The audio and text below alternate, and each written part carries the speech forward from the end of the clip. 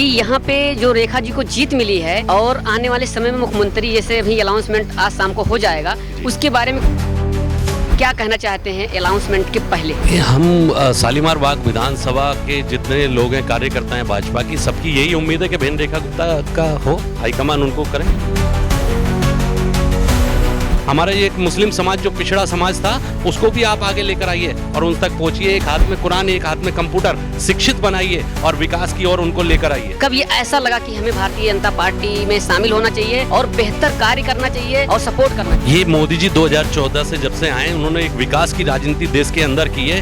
वो भारत के लोगों ने देखा है, सभी समाजों ने देखा है कि किस तरीके से मोदी जी देश का विकास कर रहे हैं। सभी को साथ लेकर चल रहे हैं, चाहे वो हिंदू है, मुस्लिम है, किसी को बाहर नहीं करे, कोई भेदभाव की राजनीति नहीं हो रही, सबको भाईचारे की तरह देश के अंदर काम हो रहा है। ब्राह्मण समाज सबसे मिलजुल के काम करती है। उनका कोई भी जातिगत उनका विशेष वो अलग अलग उनका रवैया नहीं है। वो तो कहती है जनता मेरे लिए भगवान है, उसकी सेवा ही मेरा सबसे बड़ा कर्तव्य है। ठीक है, one of the highly educated, ठीक है, most competent and deserving candidate for CM position. तो हम तो ये चाहते हैं कि जो है वो बीजेपी हाईकमान जो है, ठीक है, उनको जो है वो सीएम पद के लिए जो है घोषित करें। नमस्कार साथियों, आपका स्वागत है पब्लिक भारत टीवी में। आज हम मौजूद हैं शालीमार बाग में। यहाँ से रेखा जी को भारी मतों से जीत मिली है और जैसे कि आप लोग देख पा रहे हैं, जो मुख्यमंत्री का चेहरा है सबसे आगे आ रहा है महिला में। और यहाँ पे कुछ लोग हैं, मुस्लिम समाज के लोग हैं। यहाँ हम बात करेंगे रेखा जी के बारे में और जो मुख्यमंत्री का दौर चल रहा है उसके बारे में। जैसे भैया जी, आपका क्या नाम है? मेरा नाम इकरार मोहम्मद है जी। इकरार जी, ये बताइए कि यहाँ पे जो रेखा जी को जीत मिली है और आने वाले समय में मुख्यमंत्री जैसे अभी अनाउंसमेंट आज शाम को हो जाएगा, उसके बारे में क्या कहना चाहते हैं अनाउंसमेंट के पहले? हम शालीमार बाग विधानसभा के जितने लोग हैं, कार्यकर्ता हैं भाजपा की, सबकी यही उम्मीद है कि बहन रेखा गुप्ता का हो, हाईकमान उनको करें। जी जी जी। यहाँ पे तो आम आदमी पार्टी बोलती थी कि जब यहाँ से भारतीय जनता पार्टी आएगी तो दलित समाज और मुस्लिम समाज खतरे में चले जाएंगे, लेकिन यहाँ पर देख रहे हैं कि बहुत भारी मात्रा में सपोर्ट किए हैं और बहुत मतलब परचम जीत मिली है। इस पे क्या कहेंगे आप? वो केजरीवाल और कांग्रेस की नीति शुरू से यही रही है कि बांटो और राज करो और गुमराह करो। तो उन्होंने दिल्ली की जनता और मुस्लिम समाज को ये गुमराह किया था कि मोदी जी आ जाएंगे, भारतीय जनता पार्टी आ जाएगी तो ये हो जाएगा। उस टाइप से उन्होंने गुमराह किया है। आज हमने मुस्लिम समाज को जागृत करने का काम किया है। ये मोदी जी ने खुद कहा था कि आप उन तक पहुंचिए। ये मोदी जी की एक सोच है और एक विकास की सोच है कि आप हमारा ये एक मुस्लिम समाज जो पिछड़ा समाज था उसको भी आप आगे लेकर आइए और उन तक पहुंचिए। एक हाथ में कुरान, एक हाथ में कंप्यूटर, शिक्षित बनाइए और विकास की ओर उनको लेकर आइए। जैसे कि मुस्लिम समाज पहले भारतीय जनता पार्टी में नहीं जाना चाहता था, अलग एक समाज था कि हम नहीं जाएंगे, हम खतरे में आ जाएंगे। कब आप जागरूक हुए कि चलो ठीक है, भारतीय जनता पार्टी बहुत अच्छा काम कर रही है? कब ये ऐसा लगा कि हमें भारतीय जनता पार्टी में शामिल होना चाहिए और बेहतर कार्य करना चाहिए और सपोर्ट करना चाहिए? ये मोदी जी 2014 से जब से आए, उन्होंने एक विकास की राजनीति देश के अंदर की है।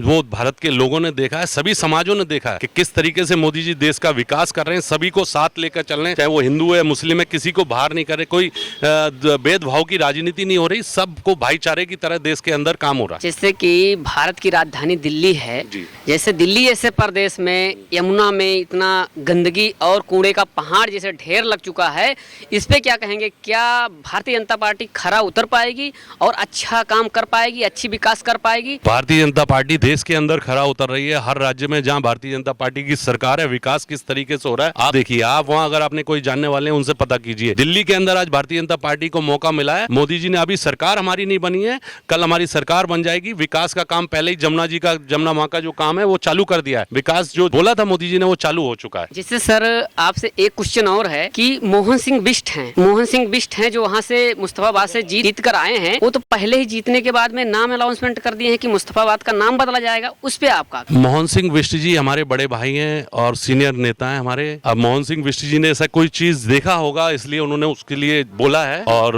वो बड़े समझदार लीडर है। कोई ऐसा नहीं है, 6 बार के विधायक हैं दिल्ली के अंदर और सभी समाज में उनकी पकड़ है। मुस्लिम समाज में भी अच्छी उनकी पकड़ है, ये नहीं कि मुस्लिम समाज में उनकी पकड़ कम है। तो मोहन सिंह बिष्ट जी एक सीनियर नेता है, उन्होंने कुछ देखा हुआ इसलिए उन्होंने कोई बयान ऐसा दिया है।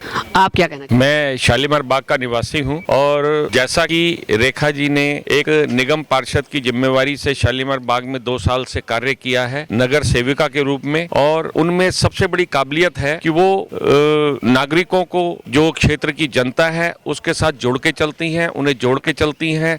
संगठन हो या पार्टी के शीर्ष पदों पर रह करके उन्होंने संगठन का जो काम किया है वो अपने आप में अद्वितीय है। जैसे रेखा जी के बारे में आप बताएं तो यहाँ दलित समाज, मुस्लिम समाज और ब्राह्मण समाज सबसे मिलजुल के काम करती है। उनका कोई भी जातिगत उनका विशेष वो अलग अलग उनका रवैया नहीं है। वो तो कहती हैं जनता मेरे लिए भगवान है, उसकी सेवा ही मेरा सबसे बड़ा कर्तव्य है। बनने के बाद में जैसे कि मुख्यमंत्री पे नाम चल रहा है और मुख्यमंत्री बन जाती हैं तो क्या मैसेज देना चाहते हैं, क्या अपनी बात पहुंचाना चाहते हैं? देखिए, रेखा जी में हमने इतने वर्षों से उनकी जो वर्किंग को देखा है, वो गरीब लोगों से लेकर के और हर समाज के हर वर्ग के लिए बिल्कुल एक समान बिना किसी भेदभाव के वो सेवा का कार्य करती हैं। ऑनेस्ट हैं, ईमानदार हैं और संगठन एक अच्छी संगठन करता है और ऐसा ही व्यक्ति दिल्ली में विकास कार्यों को आगे ले जाएगा, ऐसा हम उनके बारे में हमें विश्वास है पूरा जी। इसलिए हम चाहते हैं पार्टी उन्हें जो भी दे किसी ऐसे पद पर दे जो दिल्ली की वो अच्छे ढंग से सेवा कर सके।